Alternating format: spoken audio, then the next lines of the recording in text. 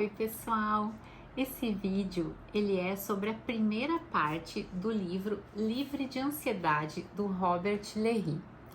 Esse livro ele traz, eu considero ele uma obra bem completa.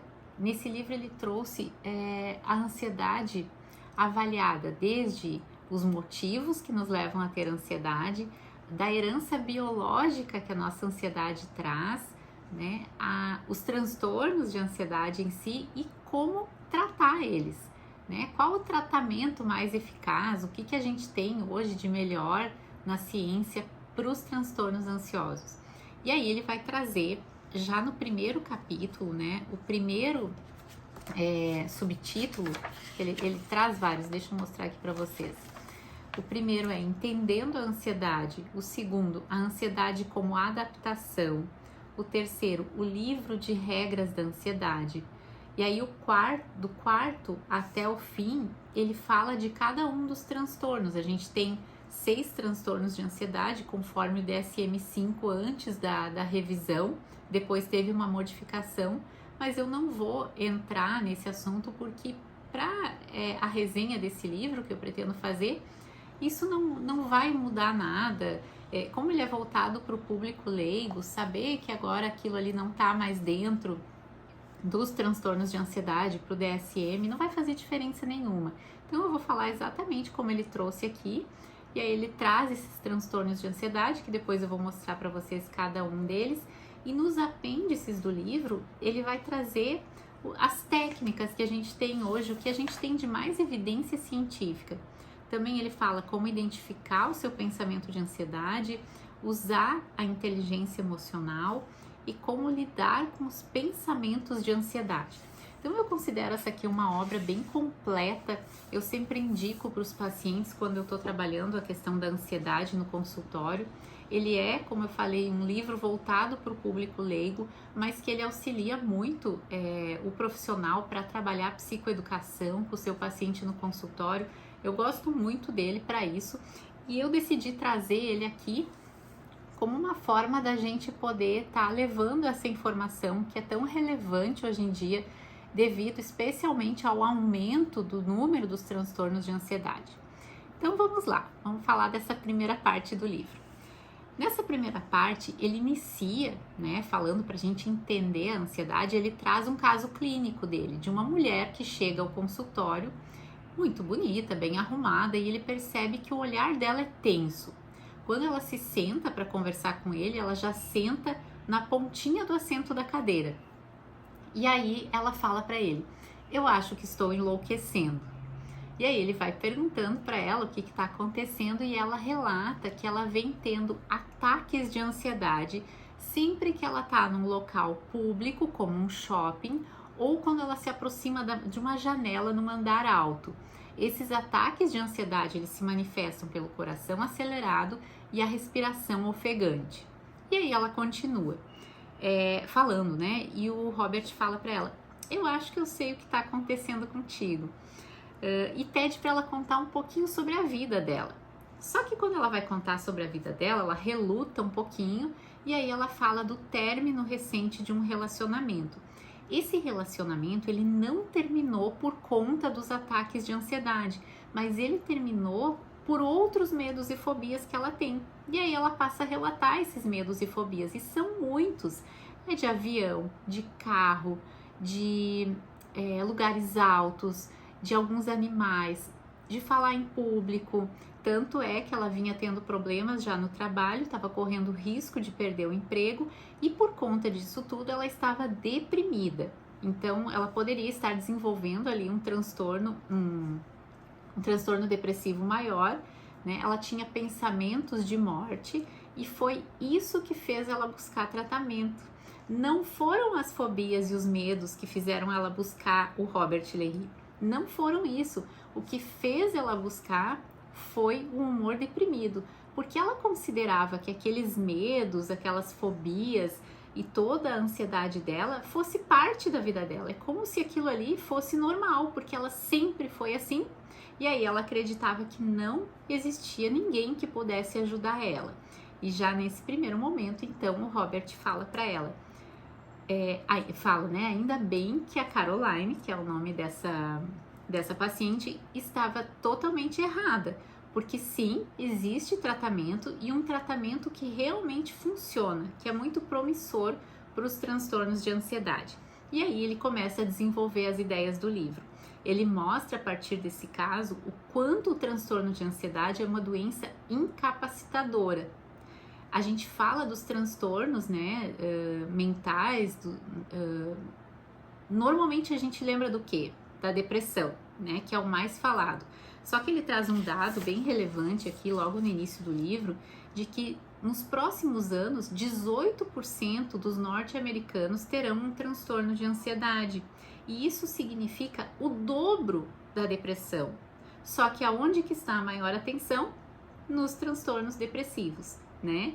Então, ele já faz essa reflexão aqui para a gente entender o quanto o transtorno de ansiedade merece sim um olhar mais carinhoso em cima dele, né? O quanto ele tem uma importância na vida das pessoas. Ele traz consequências impactantes na vida das pessoas, como foi o caso da Caroline, essa paciente ali do livro. Traz uma tendência do paciente se tornar mais deprimido e também consumir mais álcool e outras drogas. Então, olhem só a importância da gente falar e da gente tratar e mostrar para as pessoas que o transtorno de ansiedade tem sim tratamento e que as pessoas não precisam ficar convivendo e achando que isso é normal. Também está relacionado, né, o transtorno de ansiedade também está relacionado a problemas cardíacos, hipertensão, diabetes, problemas gastrointestinais, problemas de pele, artrite e muitos outros problemas de saúde. E aí acontece muitas vezes das pessoas buscarem os consultórios médicos por causa desses problemas, não ser detectado, né, não ser diagnosticado corretamente o transtorno de ansiedade, e aí fica ali subnotificado, a pessoa fica tratando esses outros sintomas e a gente acredita então que o número dos transtornos de ansiedade seja ainda maior do que isso que a gente conhece.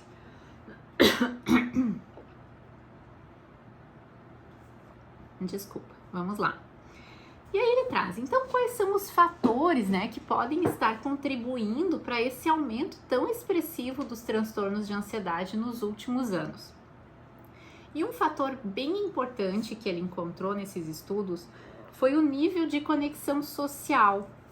Ele percebeu que os laços entre as pessoas estão menos estáveis e menos previsíveis. Então a gente vê mais divórcios, mais pessoas morando sozinhas, vivendo sozinhas, e isso tem sido um fator sim que contribui para o aumento dos transtornos de ansiedade.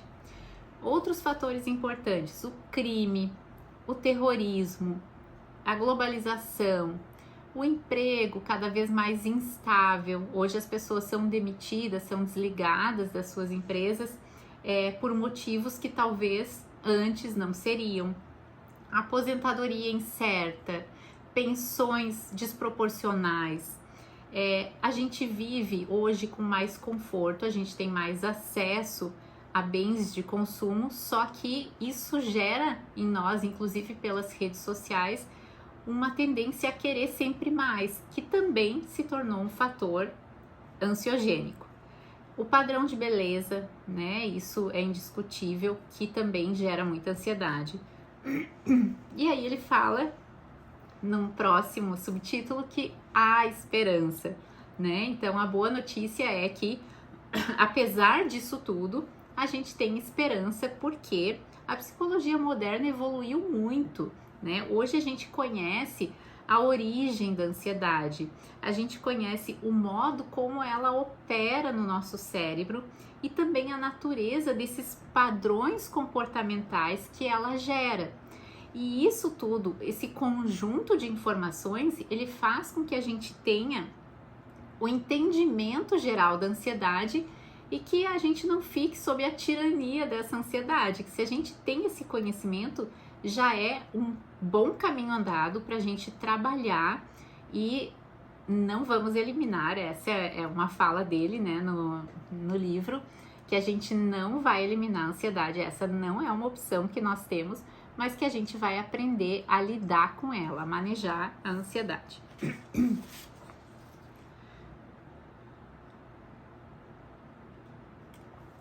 A ansiedade, ela é parte da nossa herança biológica. O que é isso, né? O que é a ansiedade ser parte da nossa herança biológica? Os nossos ancestrais, eles viviam num ambiente com muitos riscos. Então, naquela época lá que eles viviam e que tinha predadores, fome, ataques, plantas tóxicas, vizinhos hostis, ele coloca aqui no livro, altura, doenças, estar atento, estar ansioso dentro desse contexto era adaptativo, era esperado e protegia eles e mantinha eles vivos, certo? E aí a gente precisa entender que o nosso cérebro, que a psique humana, ela se desenvolveu neste ambiente. E que a gente foi evoluindo nesse contexto. O nosso cérebro, ele foi criando algumas regras de sobrevivência para esse contexto. Naquela época funcionava. Então, ativar algumas partes do nosso cérebro que vão fazer a gente ficar muito atento, que vão ficar fazendo a gente ficar hipervigilante, catastrofizar algumas coisas e se tal coisa acontecer, lá era adaptativo, funcionava, era importante ser assim, era o que fazia as pessoas sobreviverem, mas hoje não serve mais. E apesar dessa evolução toda que a gente teve, o nosso cérebro parece ter seguido sempre as mesmas regras. É isso que ele traz. Essas regras, ele fala que é como se no nosso cérebro tivesse sido instalado um software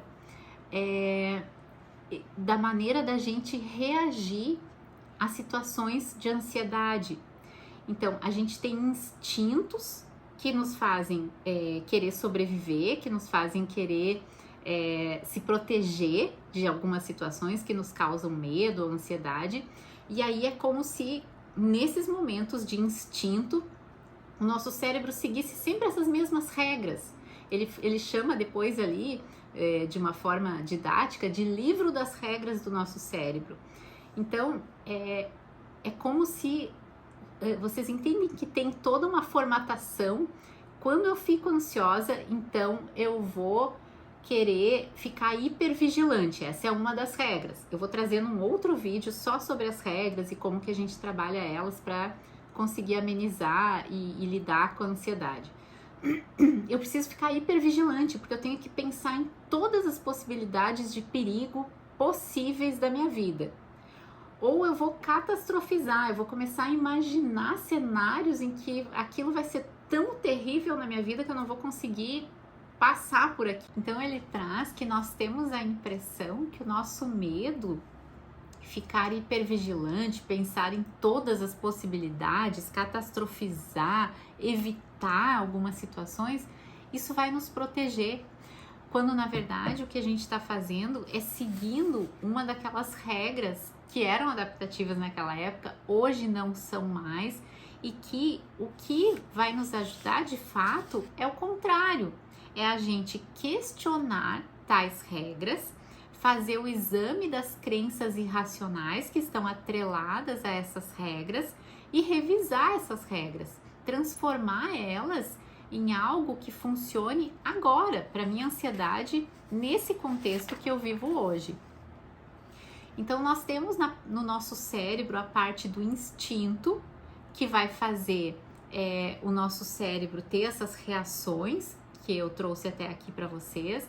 E a gente tem uma outra área do cérebro que é diferente, responsável pela parte racional.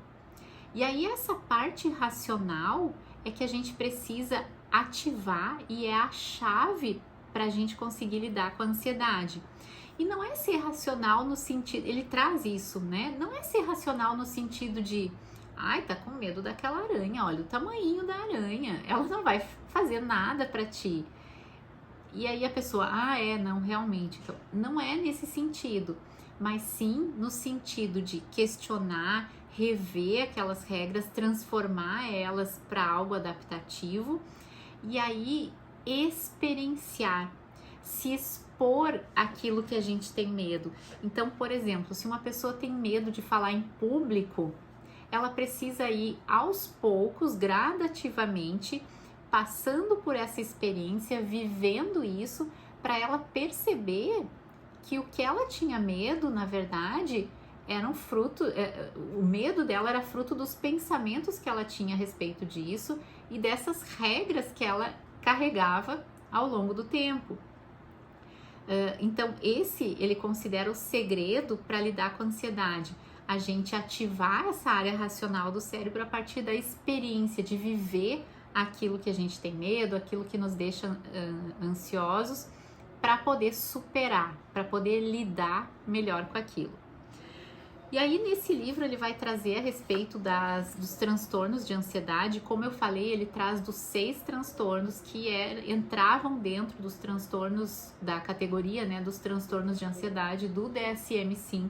O DSM passou por uma revisão, o TOC, por exemplo, ganhou uma categoria separada, mas como eu falei, como esse livro é voltado para leigos e o objetivo aqui de trazer essas informações não vai ser relevante essa informação, então vamos seguir o baile. Ele traz os 6 transtornos de ansiedade. O primeiro deles é a fobia específica. Então é aquela fobia de um animal, de avião, de elevador, de água. A gente conhece, né, alguém ou conheceu alguém na vida que tinha fobia, por exemplo, de barata. A gente vê, tem coisas que são mais comuns entre as pessoas. E tudo isso tem, dentro do contexto histórico, dentro da nossa herança biológica, como ele traz aqui, tem um sentido, né, do porquê que a gente sente isso.